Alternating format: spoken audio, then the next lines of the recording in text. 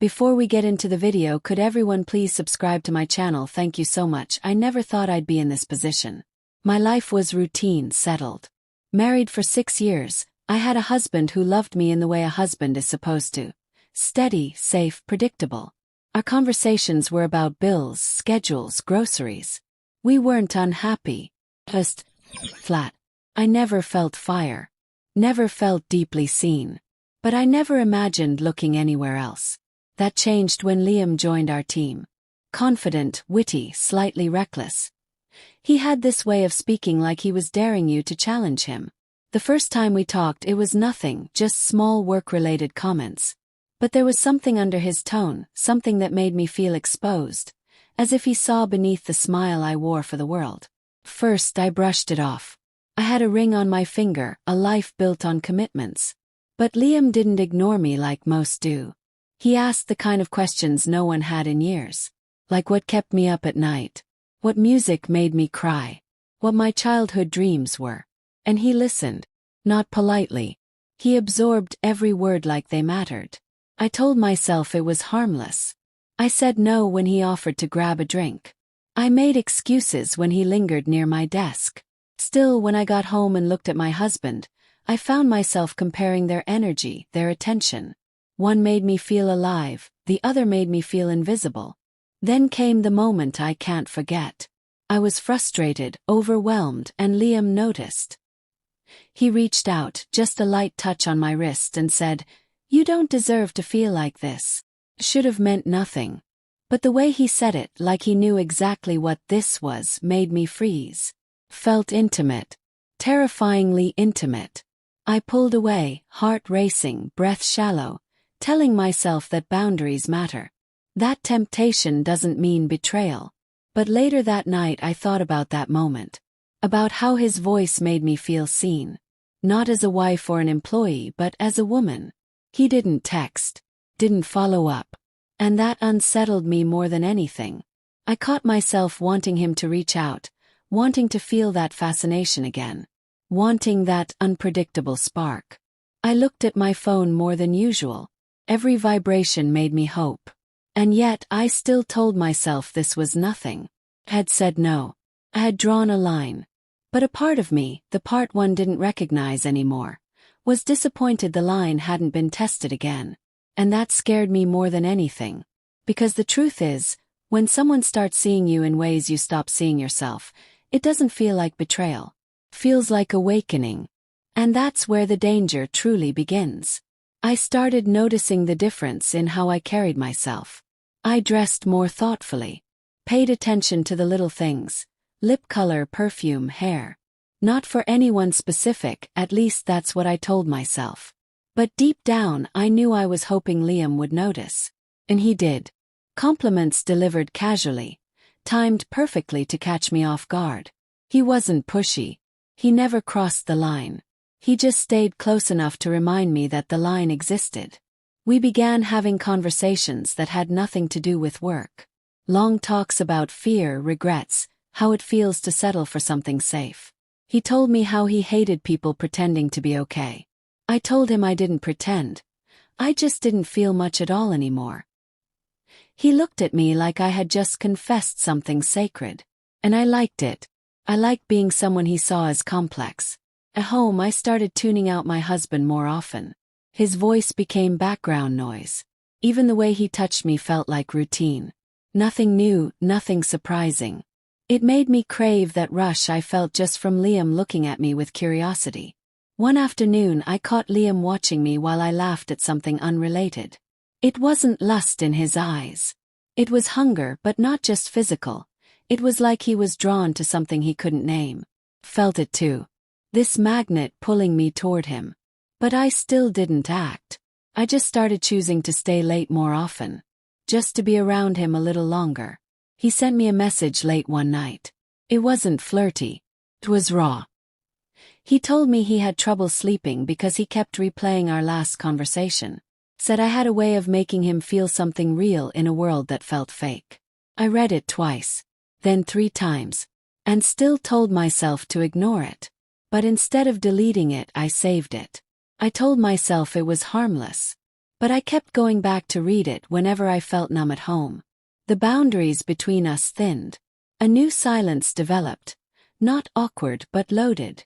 When our eyes met, it was like we were already speaking in code without needing to say anything. I started waiting for those moments, anticipating them. And with each one, the space between loyalty and longing narrowed. My husband hadn't changed. He was still kind, still consistent.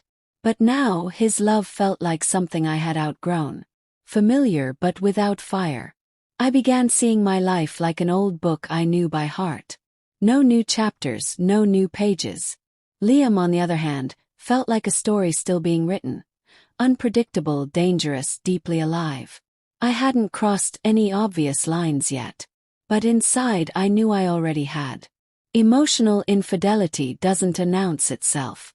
It just slips in through curiosity and stays because it feels too good to lose. And that's where I was. Too fascinated to pull away. Too guilty to admit how much I wanted more. The day everything shifted didn't begin any differently. But something in me had already decided, even if I hadn't said it out loud. I was tired of resisting what I kept replaying in my head.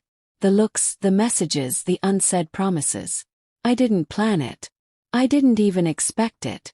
But when Liam stood in front of me, eyes searching mine for something unspoken, I didn't turn away. I didn't remind myself that I was married. I just stood there and let it happen. It wasn't rushed. There were no words. Just breath, closeness, and the kind of quiet that wraps around you like heat. My heart raced, but I didn't stop him. When his hand reached for mine, I held it. When his lips hovered, I didn't move. And when they finally touched mine, it felt less like a kiss and more like an unraveling. Something inside me cracked open, and for the first time in years I didn't feel numb. I kept telling myself this wasn't real. That this was just a moment, a mistake waiting to be made. But as I let it happen, as I leaned into everything I had sworn I wouldn't, all I felt was clarity. Not guilt, not confusion, just presence. A strange, sharp awareness of being fully seen. Fully wanted. My skin felt electric, like I had been sleepwalking through my life and was finally awake. There was no declaration of love. No manipulation. No pressure. Just two people crossing a line they'd both stood on for too long. I wasn't thinking about my husband. I wasn't thinking about consequences. All I could focus on was the way Liam touched me. Not out of entitlement, but like I was something rare. Something he didn't want to break. And it fascinated me. The way he read my silence.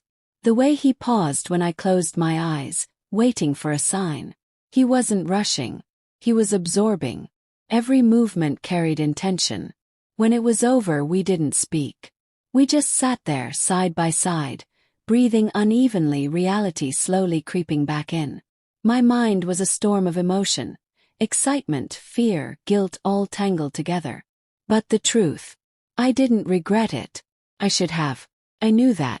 I knew what I'd just done could destroy everything. But all I felt was this twisted sense of satisfaction. For once, I had chosen something for myself. Not out of duty, not out of loyalty, but out of hunger. I walked away with a version of myself I hadn't seen in years. Someone reckless. Someone brave. Someone alive. I knew this wasn't sustainable. I knew I couldn't explain it to anyone. But I didn't care. Because that one moment, where I stopped saying no and gave in to something forbidden, became the moment everything else started to feel like a lie. After that night, everything in my life felt split in two. I still came home, still made dinner, still smiled when my husband asked about my day. But the weight of what I had done sat under my skin like a secret burning to surface. I didn't confess. I wasn't ready. I convinced myself it was a one-time lapse. But that wasn't true. Kept seeing Liam. Not constantly, not openly, but enough. Enough to keep the connection alive. Enough to keep me addicted to how he made me feel. Desirable, unpredictable, real.